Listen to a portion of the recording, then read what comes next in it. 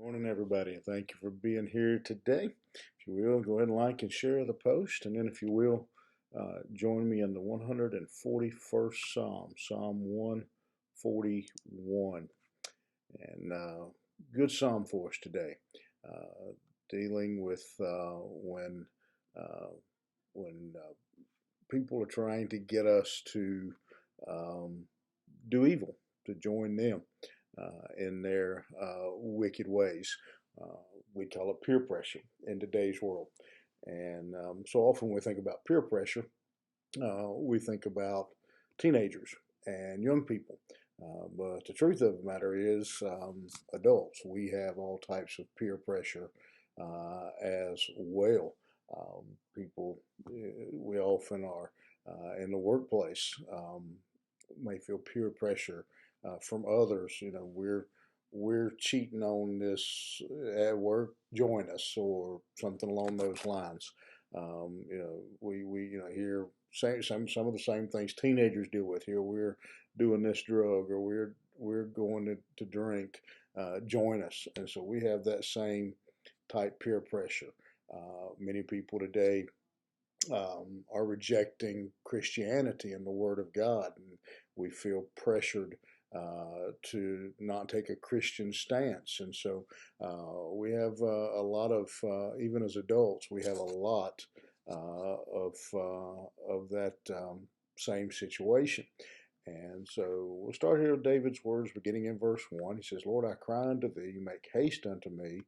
Give ear unto my voice when I cry unto thee. Let my prayer be set forth before thee as incense, and the lifting up of my hands as the evening sacrifice.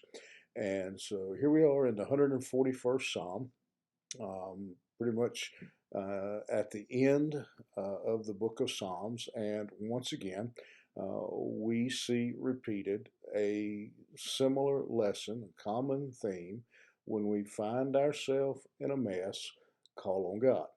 Um, David is under some kind of pressure here to join in with evil people, and he knows he's not able to uh, his own to deal with the temptation, so he turns to God. Again, if there's been a common lesson in these first 141 Psalms, that has been it. Time and time again, we see that over and over.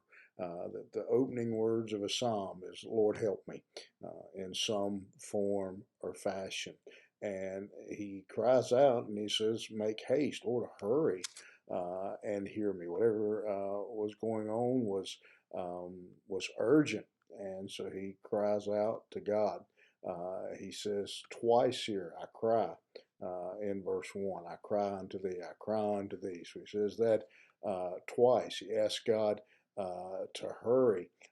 He begs God to listen to him, to give an ear to his voice, and to listen again to his voice. And when he says the statement, "Give an ear to my voice when I cry unto thee," seems to indicate that David wasn't having a silent prayer, that David was, out crying out literally to God for help.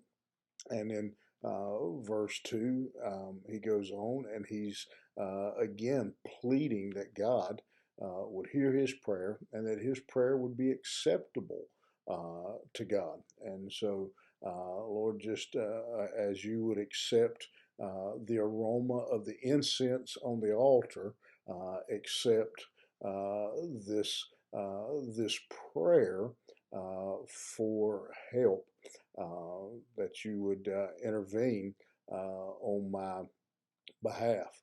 And if there is ever a place where we need to learn to cry out to God and to ask Him for help, is when we find ourselves in a situation where we are being tempted to sin, or even pressured to sin by those around us. It's hard, just as teenagers, again, and peer pressure. It's hard as adults to tell your friends, your coworkers, no, I can't do that.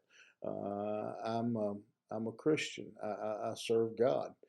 I can't do that. I can't go there with you. I can't participate in that. It's hard, you don't want to become the oddball in the workplace. You don't want to become the outcast, and it's normal feelings.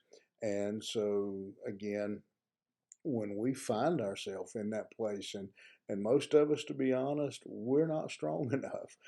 We may be able to overcome it today, but they'll come back tomorrow.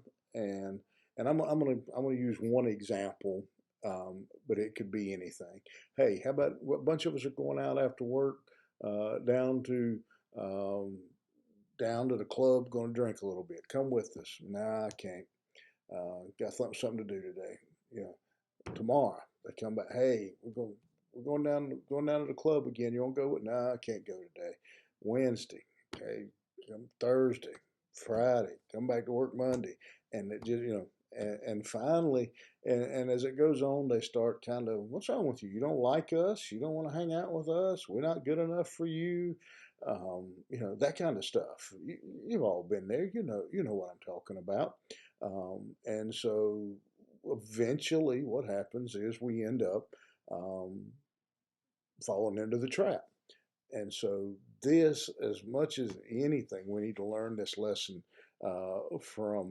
from David, that when we're dealing with pressure, when we're dealing with temptation, um, and especially that kind of temptation where it's other people. I mean, we might have, there's sometimes maybe you're tempted, say there's you see a billfold laying there, and you got bills due, and it'd be easy to pick that billfold up. Well, most of us, but when it's your friends and coworkers and family who are saying, "Oh, come on, let's go do this, let's go do that." It's one thing to tell yourself, "No, I'm not going to pick that billfold up. I'm not going to do that. I'm not going to steal that." But it's another thing to say to your coworker, to a friend, to a family member, "No, I can't do that." Much harder. And so David teaches us here again, as we have seen through almost every psalm so far, that when we find ourselves in these kinds of positions, the number one thing to do, the place to turn, is to God for strength, for help, to either remove the temptation or give us strength to overcome it. He tells us in His Word that with every temptation, He gives us a way of escape. Help us to see it. Have a good day. We'll see you back here tomorrow morning.